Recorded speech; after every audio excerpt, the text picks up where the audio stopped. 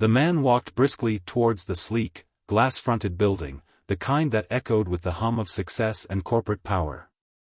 He adjusted his tie, ensuring it sat perfectly, and squared his shoulders, ready to face whatever awaited him inside. The company was one of the biggest in the city, its name synonymous with wealth and influence. He had every right to be there, his appointment was made, the documents ready. But as he reached the entrance, he was met with an unexpected obstacle. The company secretary, a woman with sharp features and an even sharper gaze, was sitting behind a polished desk near the entrance. She looked up as he approached and immediately narrowed her eyes. It was subtle, but the shift in her expression was unmistakable.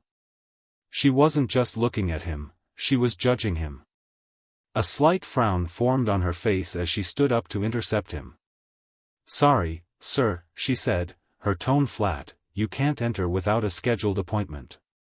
He stopped, taken aback for a moment, but quickly recovered. His eyes met hers, calm yet unwavering. "I have an appointment. I'm here to see Mr. Lawson." The secretary raised an eyebrow, scanning him from head to toe, as if she was trying to place him or decide if he was worthy of her attention.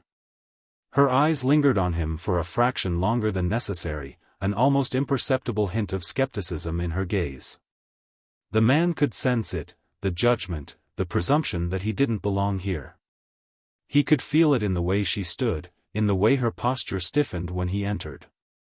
Her lips tightened, and she adjusted her glasses, giving him a once-over, and then said, "I'm afraid I don't have any record of your name on the list for today. You'll need to have prior approval." His gaze remained steady, but inside, a knot began to form. It was small, insignificant even, some might say, but he knew the drill. It wasn't about the appointment. It was about something far more uncomfortable, more familiar. He could already tell that the color of his skin was a barrier for her. It was something that didn't need to be spoken aloud for either of them to understand. She looked at him with the sort of expression he had seen far too many times before, the disbelief that someone like him could belong in such a space. Still, he kept his voice calm, his composure intact.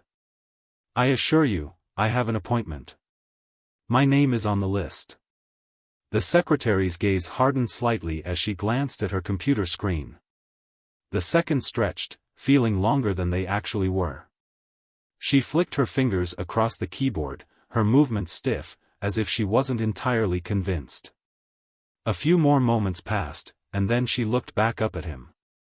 "No," she repeated, shaking her head slowly. "I'm sorry, I'm going to have to ask you to leave. I can't let you in without proper clearance."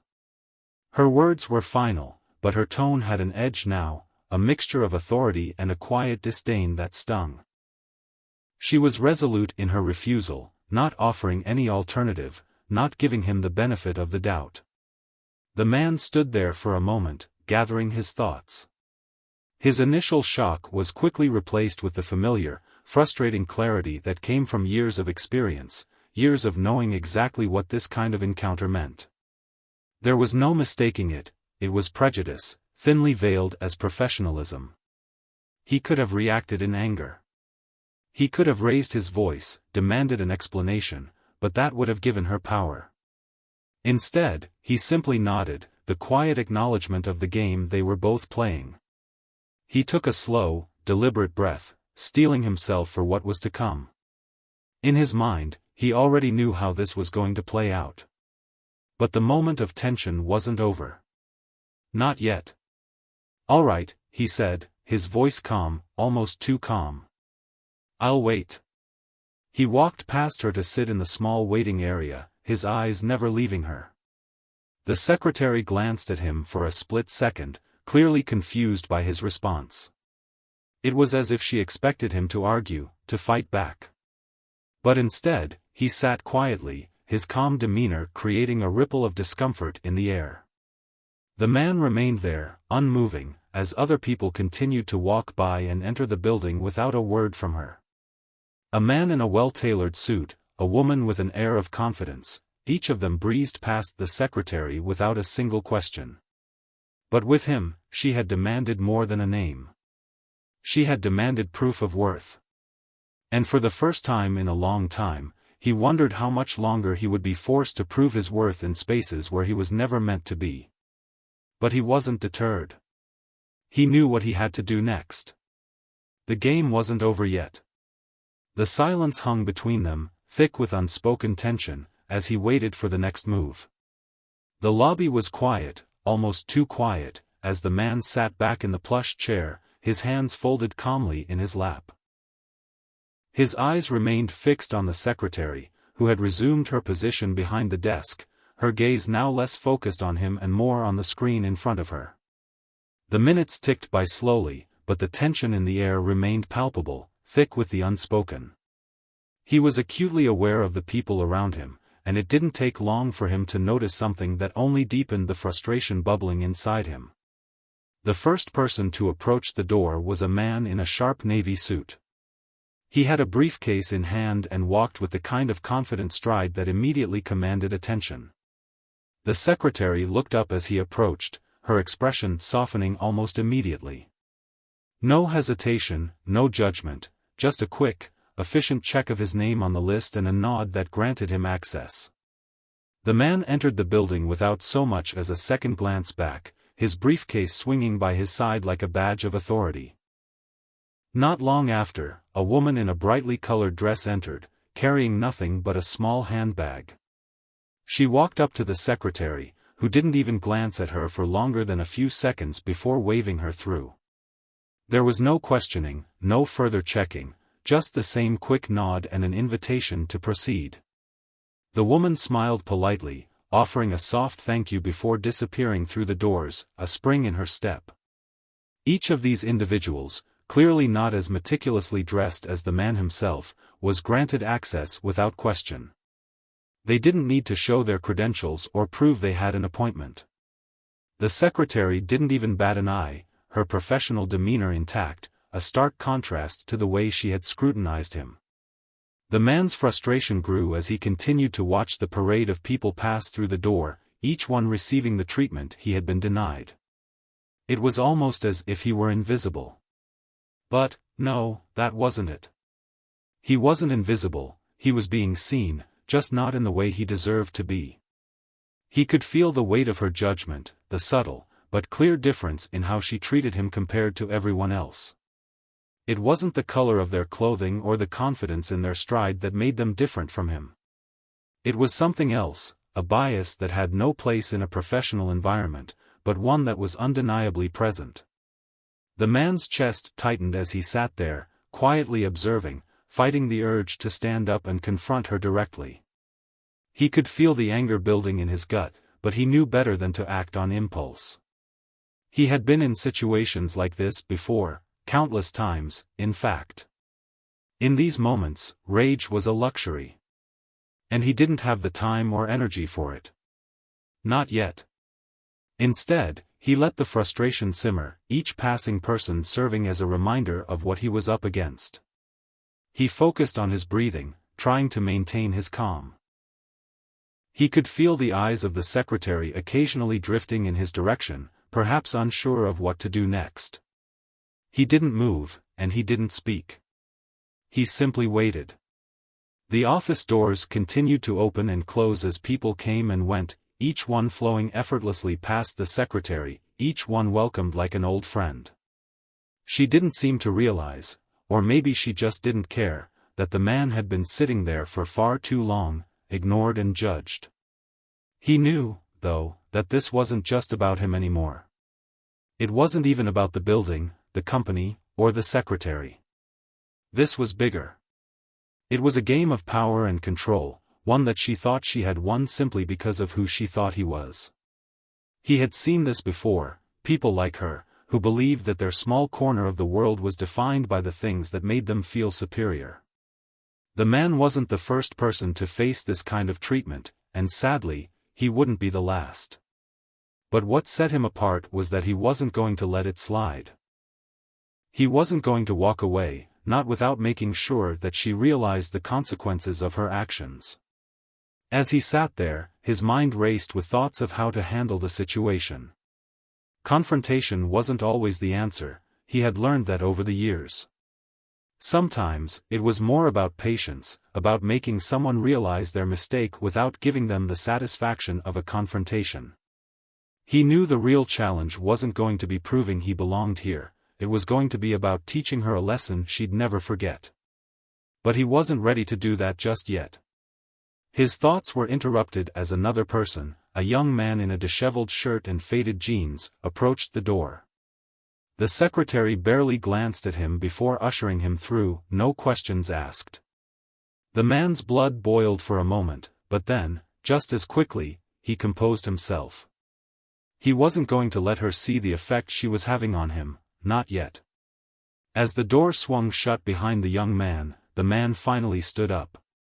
He straightened his suit and walked calmly toward the secretary's desk. The moment had arrived.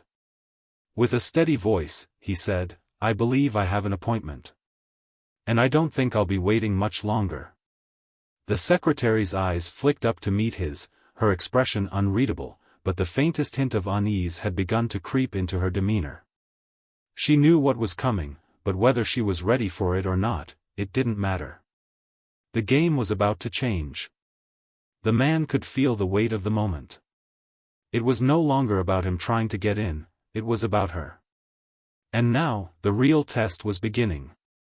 The man stood tall, his posture unshaken as he reached into his pocket. He pulled out his phone and dialed a number with precise, deliberate motions, his fingers tapping the screen with calm assurance. The secretary glanced up momentarily but returned her focus to her work, still completely unaware of the storm that was about to break. The phone rang once, twice, and then a voice on the other end answered. "Yes?" The man spoke with measured confidence, his voice steady and clear. "This is Samuel, last name. I'm at the front desk of your company building right now, and there seems to be an issue with my entry." The brief pause on the other end indicated the recognition of the name. "Ah, yes, Mr. Last name, I'll make sure everything is taken care of. I'll speak to the secretary immediately." "Thank you," Samuel replied, ending the conversation with a simple click of the phone. He placed it back into his pocket and exhaled, taking a moment to gather his thoughts.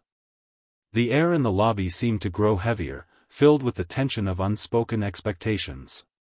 The secretary, still engrossed in her work, didn't notice him stand up until his footsteps were just a few paces away from her desk.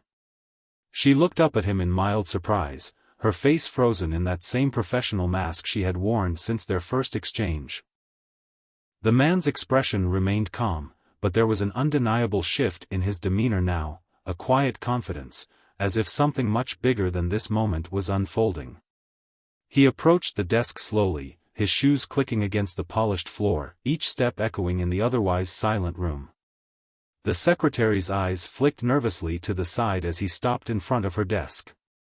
She opened her mouth to speak, but before she could form a word, he spoke first. "I am the owner of this company." The words were simple, but they landed with the force of a thunderclap, leaving the secretary momentarily speechless. She blinked, her eyes widening as she tried to process the statement. She leaned back slightly in her chair, her fingers frozen over the keyboard as the seconds ticked by. The air around them seemed to thicken with the weight of his revelation. Samuel stood there, unwavering, meeting her gaze with quiet authority. He had said it without hesitation, without pride, just a simple truth that now hung between them. The secretary's lips parted, as if she were about to offer a denial or perhaps a correction, but the words failed her. She glanced at the computer screen in front of her as if the monitor itself might provide the evidence she was waiting for. It didn't. The name she had been looking for, the one she had dismissed so casually earlier, now stood before her in full reality. Her face flushed with a mix of embarrassment and disbelief. It was clear she had not expected this. Her eyes flicked nervously from the screen to him, then back again. It was as if she were trying to make sense of a puzzle that didn't fit, something too contradictory to grasp. For a brief moment, there was nothing but silence. Samuel stood still, letting the tension build as the moments passed. He could feel her internal struggle, the battle between professional duty and the realization that her actions had just come crashing down. Finally, she spoke, her voice strained and uncertain. You're the owner?" she asked, her words barely above a whisper, as if she was still testing the possibility. "Yes," Samuel replied simply, his tone measured and composed. He didn't need to elaborate, the words were enough. She knew now. The man could see the wheels turning in her mind.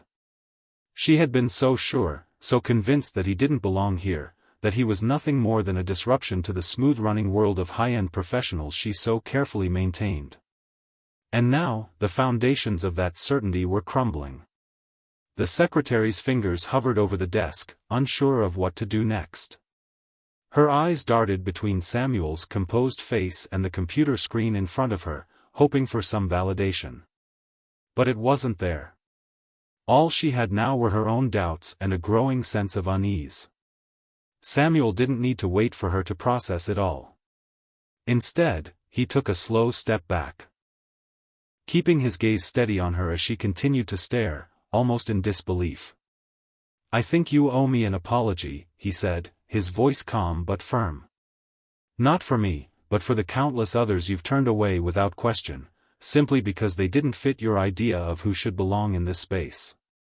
The words hung in the air between them, a direct challenge that called out not just her mistake but the system that allowed such assumptions to thrive.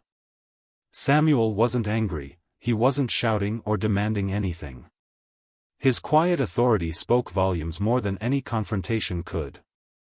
The secretary's face turned an even deeper shade of red, and for a moment, she opened her mouth to speak. But again, no words came out. She swallowed, her shoulders slumping slightly in what could only be described as a quiet moment of realization. She had made an assumption, one that was based on appearance, on bias, and on a lifetime of unexamined privilege. And now, in the face of this revelation, she was left to reconcile it all in silence. The tension between them remained, but Samuel didn't break his gaze. He had made his point. He wasn't here to demand apologies or explanations. He had come to show her the truth of her actions, and in this moment, it was clear that the lesson had been learned.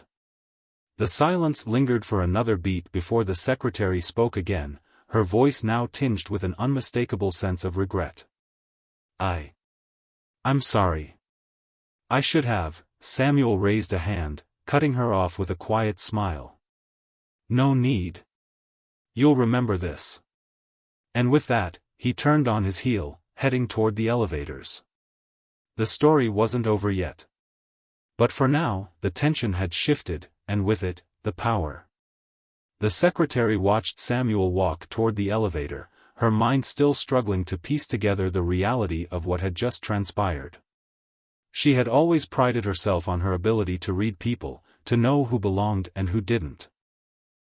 But now, standing behind her desk, all of her previous certainty had been called into question. The ground beneath her felt shaky, as if the world she had so confidently constructed had just shifted. Samuel paused in front of the elevator, his back still facing her, and then turned slightly, as if sensing her internal conflict. He looked at her over his shoulder, calm and composed as ever. "If you don't believe me, I can show you," he said, his voice low but carrying across the room. The secretary's heart skipped a beat. He hadn't raised his voice or expressed anger, he was still as composed as ever. But there was a quiet intensity to his words that left her feeling exposed. She felt the weight of his gaze, and for the first time, she realized that her judgment had led her down a path she was no longer comfortable with. Without a word, she stood up, the chair scraping noisily against the floor. Her movements were stiff, hesitant. She had no choice but to follow through with her skepticism, even if it felt wrong. It was a reflex, a part of her professional training, to challenge anything that seemed out of place. But now, as she moved toward him, she knew she had already crossed a line. "I'm sorry, Mr. Last name," she said, trying to regain some semblance of control. But if you really are the owner, I'll need to see some identification. The words were professional, but they came out with an edge of uncertainty. She wasn't just asking for verification, she was giving herself one last chance to convince herself that this moment was just some sort of misunderstanding, that she wasn't about to be exposed for her own biased assumptions. Samuel didn't flinch. Without missing a beat, he reached into his jacket pocket and pulled out a sleek business card, its edges sharp and clean, bearing the company's logo. He didn't hand it to her immediately, instead holding it in his hand for a moment longer than was strictly necessary. The card glinted under the soft lights of the lobby, almost as if it were a physical representation of the truth she was now forced to confront. The secretary extended her hand slowly, almost reluctantly. He placed the card in her palm, and she stared at it for a moment before looking back at him, her eyes wide. It was real. There was no mistaking it. She turned the card over in her hand, almost in disbelief. Her mind raced. Her fingers traced the company's logo, the same logo that adorned the letterhead of every email, the same one on the walls of the conference rooms upstairs. She had seen it countless times, but now, in this moment, it felt like a foreign object, something that didn't belong in her hands.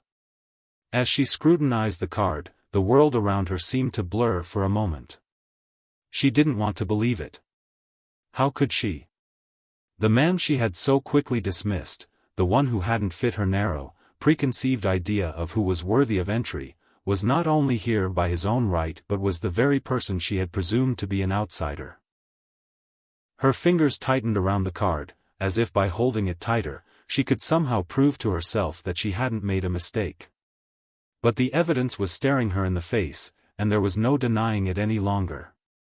The realization hit her like a punch to the gut. She had been wrong, utterly, completely wrong. Her assumptions about him, about who deserved to be in this building, had been based not on facts or evidence, but on a stereotype she hadn't even realized she was carrying. She had let her own biases dictate her actions, and now it was clear that she had not only humiliated him but had tarnished her own professionalism in the process. She stood there for a moment, lost in the weight of it all, unable to form the words she needed to apologize or correct the situation. Her mind was still trying to catch up with her emotions. The look on Samuel's face was unreadable, but he didn't seem to hold any malice.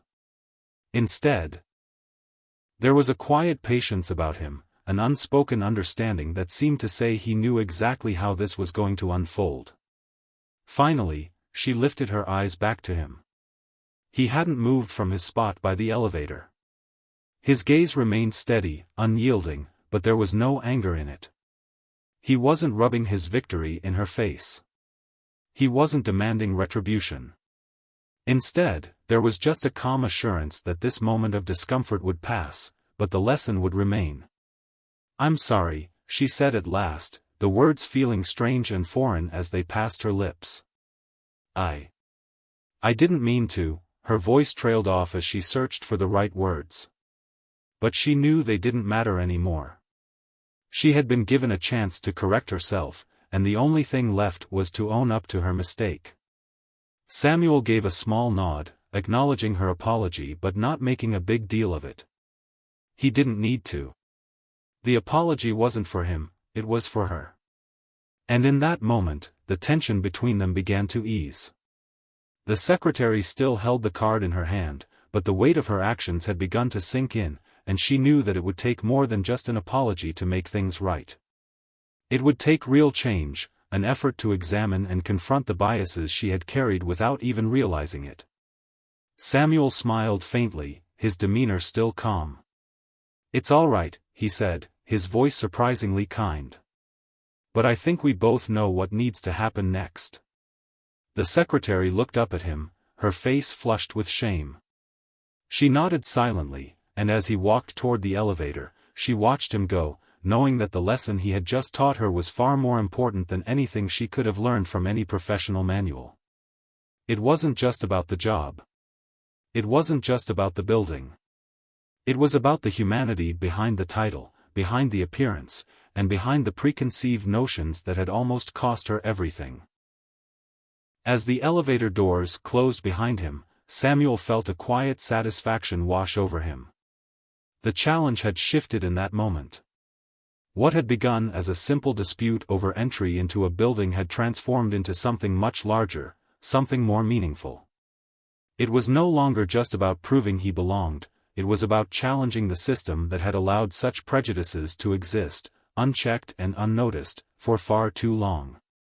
He walked down the hallway to the waiting area, where a soft carpet muffled the sound of his footsteps. His mind was still calm, but the weight of the moment hung in the air. He knew the battle wasn't over yet, not by a long shot. The secretary's reaction had been expected. She had been embarrassed, shaken, but she still had a choice to make. She could either acknowledge her mistake and learn from it, or she could remain entrenched in the bias that had shaped her actions in the first place. A few minutes later, the secretary appeared in the doorway, her face flushed with the remnants of embarrassment. She looked at Samuel, her hands wringing together, unsure of what to do next.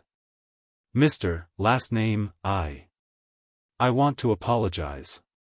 I shouldn't have." "Don't," Samuel interrupted her, his voice steady but firm.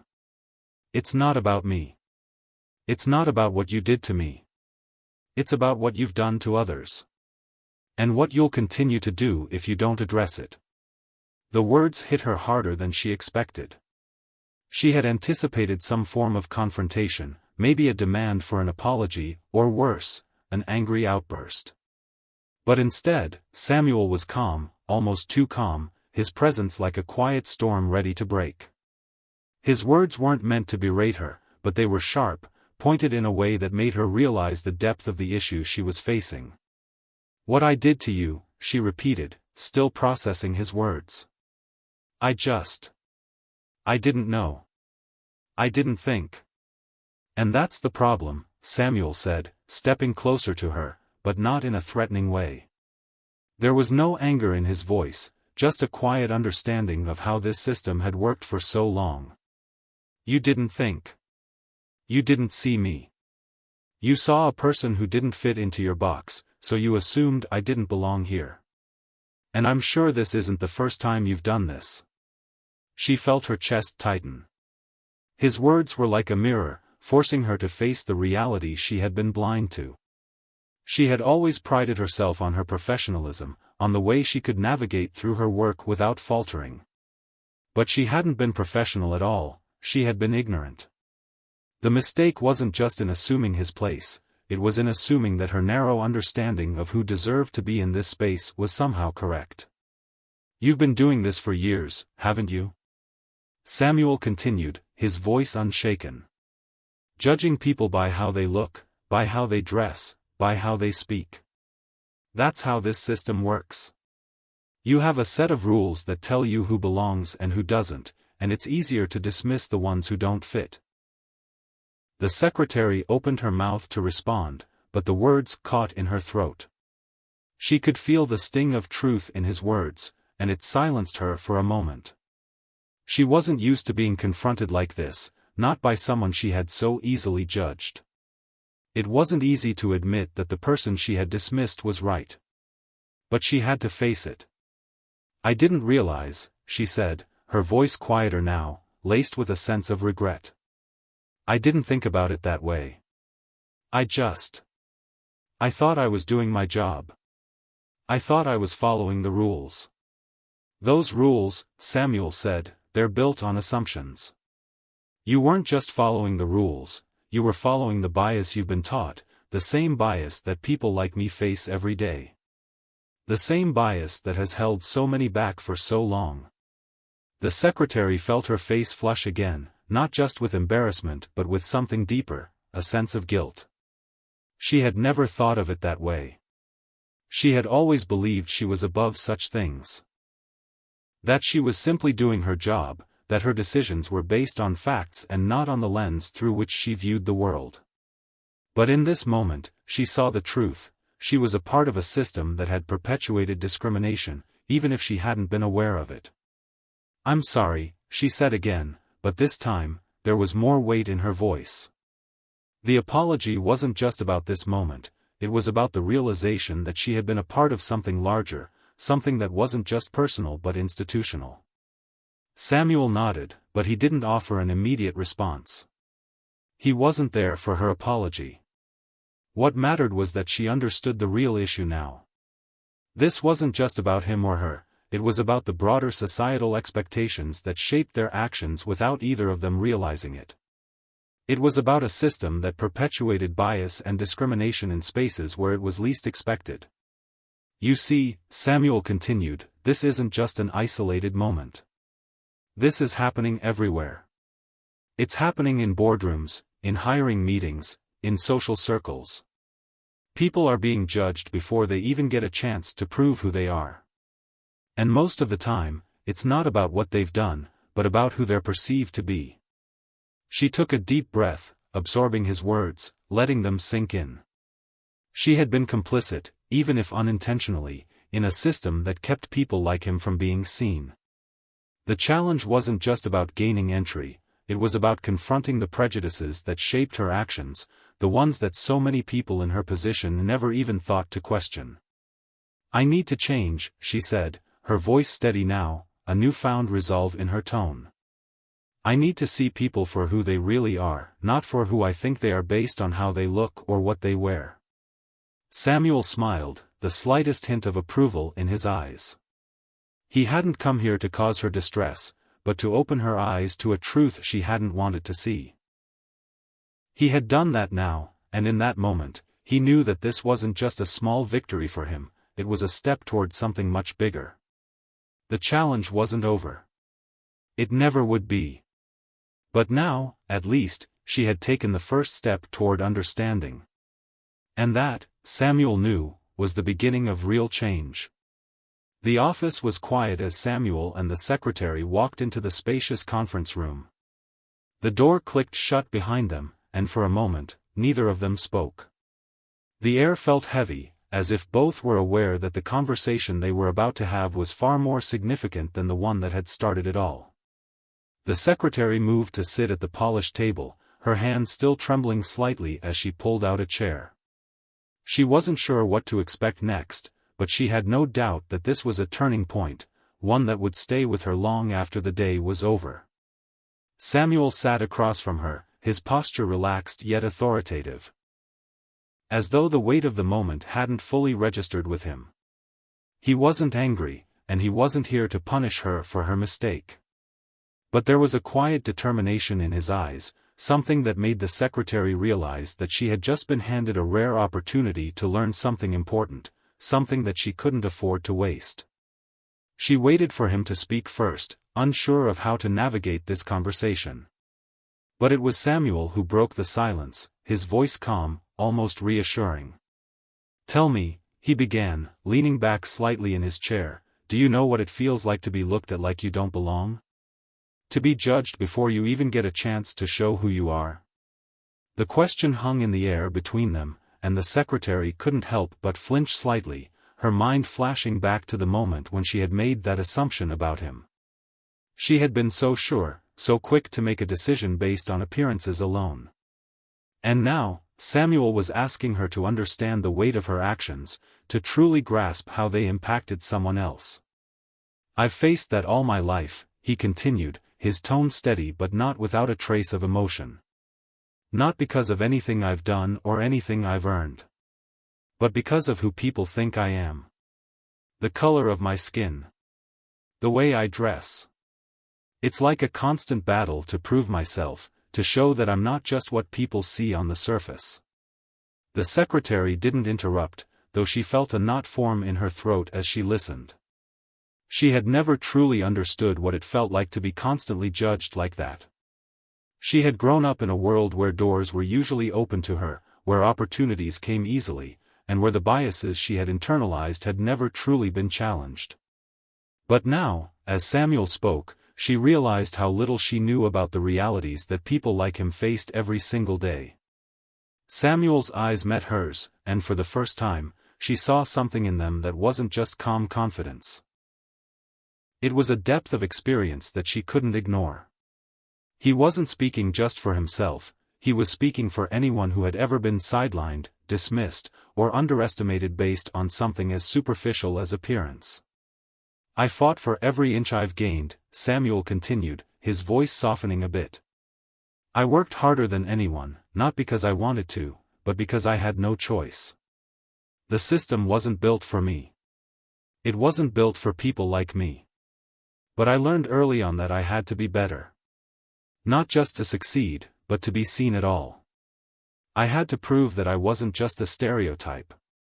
That I wasn't what people expected me to be." The secretary felt a wave of guilt wash over her as she listened to him. All her life, she had taken her privileges for granted. She had never had to fight against assumptions or push through the barriers that Samuel was describing. She had lived in a world where people like her were given the benefit of the doubt. Where doors opened with a smile and a handshake. But Samuel's words were like a mirror, and she was seeing herself for the first time through a different lens. She had been a part of a system that had made it so much harder for people who didn't fit the mold, whether it was because of their race, their gender, or their background. And now, sitting across from this man, she could see just how much damage those systems caused, even in places where they were least expected. "I don't want your sympathy," Samuel said suddenly, breaking the silence. His eyes were still steady, but there was a hint of something else in his voice, a challenge, a quiet invitation. "What I want is for you to understand that this isn't about just one encounter. It's about every day. It's about people like me, and countless others, who are constantly having to fight to be recognized for who they truly are." The secretary felt the weight of his words, and for the first time, she truly understood the depth of her mistake.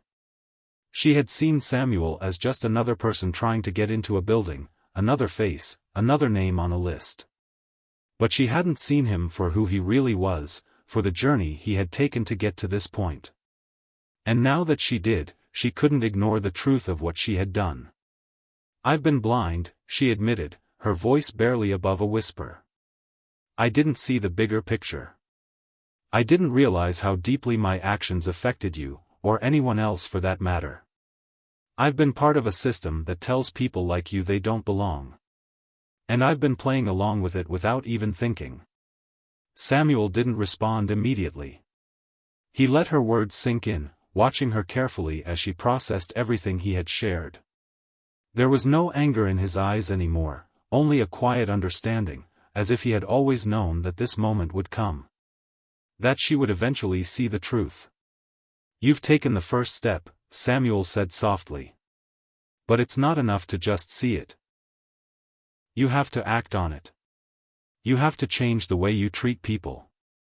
You have to challenge the assumptions you've held, the ones you didn't even realize you had." The secretary nodded, her heart heavy with the realization of how much work she had ahead of her.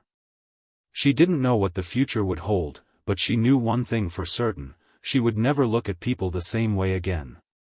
And, more importantly, she would never allow herself to be complicit in a system that kept people from being seen for who they truly were. "I promise," she said, her voice steady now, "I'll do better. I'll make sure this never happens again." Samuel smiled, a small but genuine smile that spoke volumes. He wasn't asking for perfection, he was asking for progress. And in that moment, it seemed like both of them had made a commitment to change. Not just for the company, but for the world outside these walls. As they sat there in silence, the weight of the conversation lingering in the air. The secretary finally understood: true change didn't come from guilt or apologies.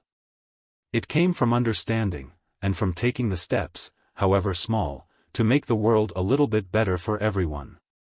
The days following their conversation were filled with a subtle yet profound shift within the company. The secretary, once rigid in her professional demeanor and assumptions, began to change in ways that weren't immediately obvious but were slowly becoming apparent to those around her. At first, the change was small, an extra moment of pause before she made a judgment, a deeper consideration of the people who came through the doors. But over time, these small changes began to accumulate, and soon, it was clear that she was no longer the same person who had once dismissed Samuel without a second thought. It started with a simple act. The next morning, she took a few moments before starting her work to read an article on diversity and inclusion that had been recommended to her by a colleague. She had felt the need to understand more about the topic, to dig deeper into the systemic issues that Samuel had pointed out. The more she read, the more she realized how blind she had been to her own biases, how they had shaped not only her professional interactions but also her worldview. Her role as the gatekeeper of the building suddenly seemed more significant than she had ever thought. She understood now that she wasn't just managing appointments, she was shaping the experience of everyone who passed through the doors. Each day, she made a deliberate effort to challenge herself. She started engaging in conversations with coworkers from different backgrounds, asking questions, listening more than speaking. She began to attend workshops on unconscious bias and diversity training, something she would have never thought necessary before her encounter with Samuel. She even started to read books about racial inequality, education reform, and the history of discrimination. Topics she had always dismissed as irrelevant to her job. At first, she felt uncomfortable, even ashamed, for not having taken these steps sooner. But with each new piece of information, each new perspective, her discomfort turned into resolve. She knew that this was the work she had to do, both for herself and for the people around her. The journey of learning and unlearning was difficult, but she felt a deep, unwavering commitment to it now. She would not be the person she had been before. She couldn't afford to be. Meanwhile, Samuel continued his work, moving forward with his business as usual. But there was something different in his approach, too. He had always known that his success was about more than just numbers, profit margins, or deals closed. He had always seen his journey as a personal one, driven by the need to break barriers and prove that people like him belonged in spaces that didn't always welcome them. But now, his belief in that was stronger than ever. He knew that standing up for what was right had far more weight than any business deal could ever offer. His work wasn't just about building a successful company, it was about setting an example, about showing others that change was possible, and that it didn't have to come from grand gestures or speeches. It could come from small, everyday actions that challenged the status quo. Samuel saw the changes in the secretary, though he never commented on them directly. He didn't need to. He knew that real change took time and reflection. He had seen it before in his own life, how growth came not in an instant, but over time, through the quiet moments of realization, the small actions that eventually added up to something much larger. There was a quiet satisfaction in his heart, knowing that this had been about more than just correcting an immediate wrong. It was about something far deeper, a ripple effect that could spread throughout the company, and beyond. As he moved through his days, handling business as usual, he knew that the secretary's change was a sign of something important. It was proof that when people were willing to reflect and learn, they could grow. It was a sign that things could be different, not just for him but for others as well. He also knew that this experience would stay with him forever. It had reaffirmed his belief that standing up for what's right wasn't just a duty, it was a responsibility. No matter how small the action or how quiet the moment, standing up for others, speaking out against injustice, and challenging the biases that existed in society were acts of power. They had the ability to change people's hearts, to shift the dynamics of a room, to create the possibility for something new. As Samuel watched the secretary in the days that followed, he saw more than just a person trying to make up for past mistakes. He saw someone actively working to break down the barriers she had unknowingly built. He saw someone who was willing to put in the effort to understand, to change, and to grow. And in that, he saw the potential for real, lasting transformation. Samuel continued with his work, but there was a new sense of purpose in his heart. He was reminded, once again, that his success wasn't just about business deals or financial achievements. It was about setting an example for others to follow, about showing that change was possible and that it started with each of us. The secretary had learned that lesson, and so had he.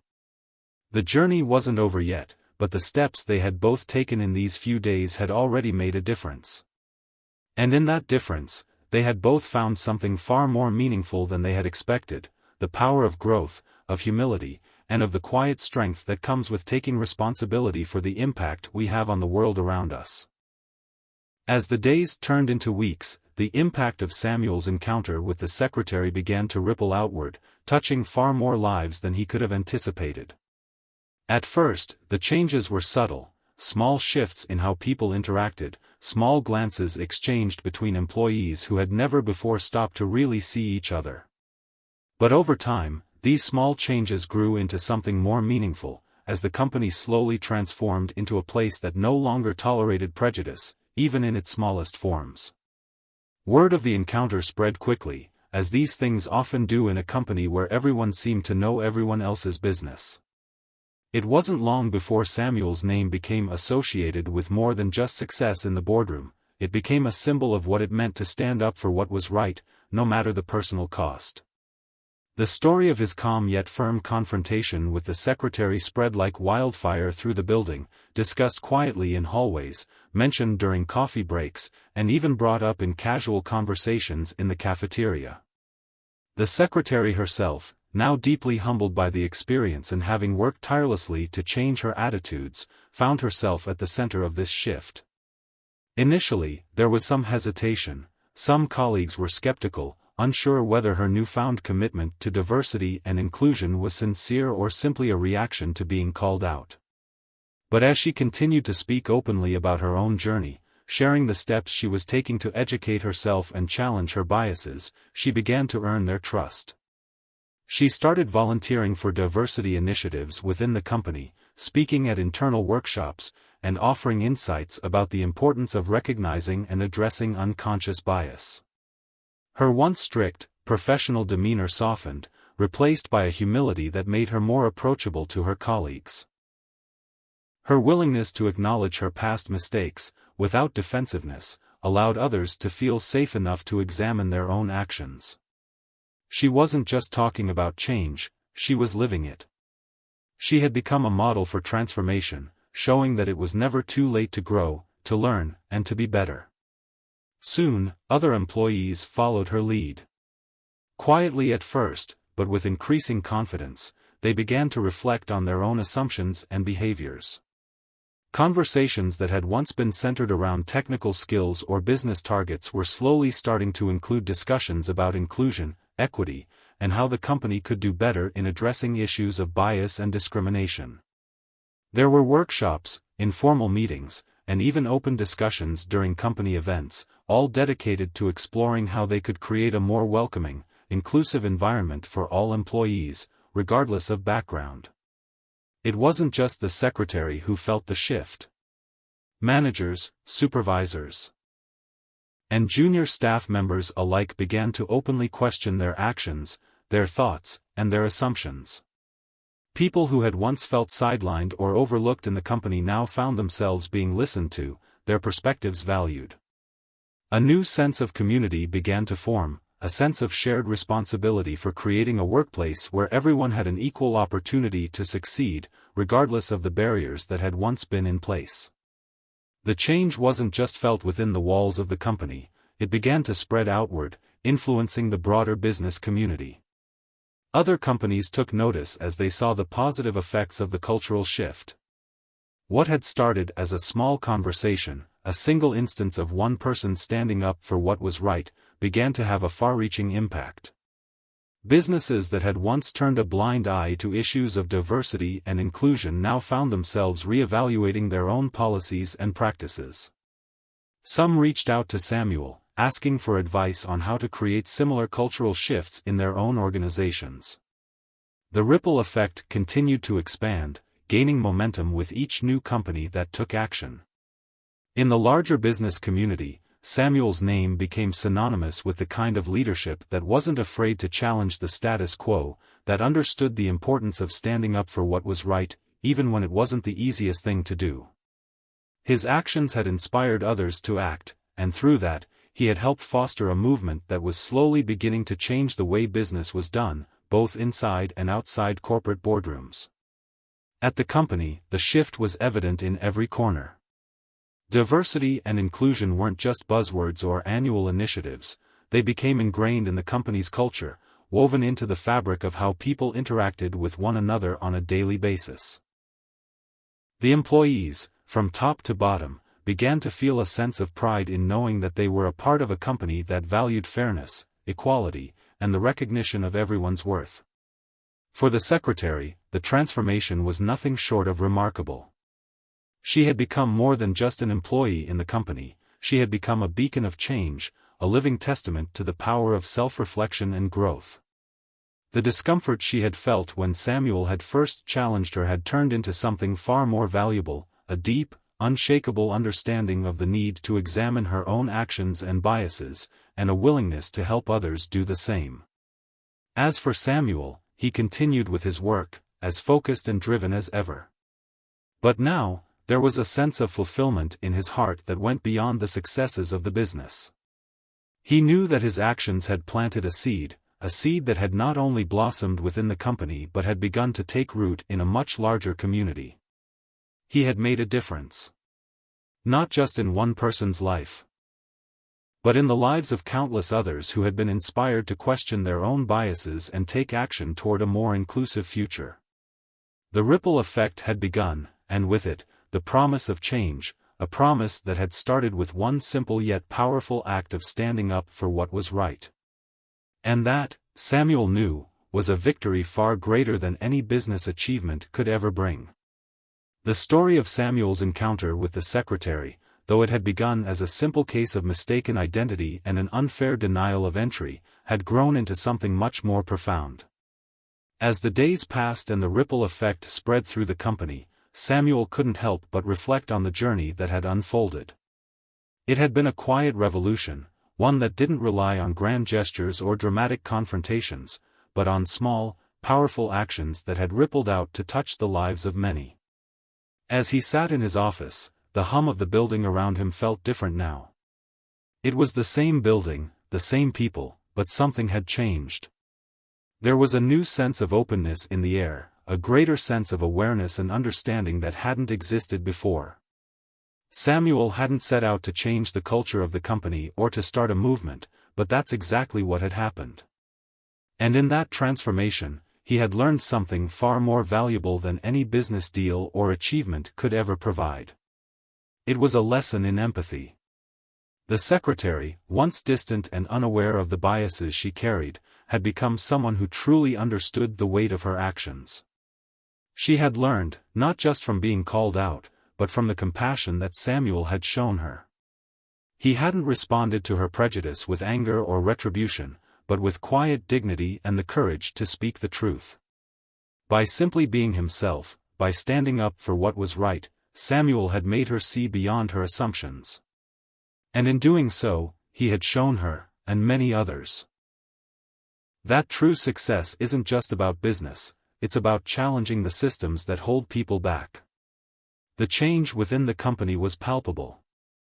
It wasn't something that could be easily quantified, like profits or productivity, but it was there in the conversations happening at lunch tables, in the thoughtful pauses before judgments were made, in the open-mindedness that had begun to permeate the workplace. The secretary had become a symbol of that change, not because she had simply apologized, but because she had taken the time to reflect on her biases and had committed herself to becoming better. Samuel knew that the work wasn't over. The road ahead would be long, and there would still be challenges to face. But in this moment, he felt a sense of fulfillment that he hadn't expected. The victory wasn't in the outcome, it was in the process. It was in knowing that his actions had inspired someone else to change, and that those small actions would continue to reverberate outward, touching countless lives. And that was the real power of this experience. It wasn't about confronting prejudice in a grand way, it was about challenging it in the quiet, everyday moments. It was about showing people that their assumptions didn't define who others were. It was about teaching empathy, not through words, but through actions that spoke louder than anything else ever could. As he sat back in his chair, looking out the window at the city below, Samuel thought about the lesson that had been learned. It wasn't a lesson that came from a textbook or a seminar. It wasn't something you could measure in profits or success stories. It was something deeper, a lesson in humanity, in the way we treat one another. It was a reminder that the true power lies not in what we achieve, but in how we make others feel, in how we challenge the systems that exclude, and in how we lift one another up. The story of his encounter with the secretary was over, but its impact would continue. The ripple effect would carry on, and through it, the world would begin to shift, just a little bit at a time. It wasn't about perfection, it was about progress. Every step forward, no matter how small, was a step toward a better future. And that, Samuel knew, was the true measure of success. In the end, the most important thing wasn't the business deals he'd made or the success he had achieved. It was the understanding that success, at its core, isn't just about what we do, it's about how we make the world better for everyone, by standing up for what's right, challenging the systems that hold others back, and showing empathy in everything we do. The lesson had been learned, and it was a lesson that would echo far beyond the walls of this company.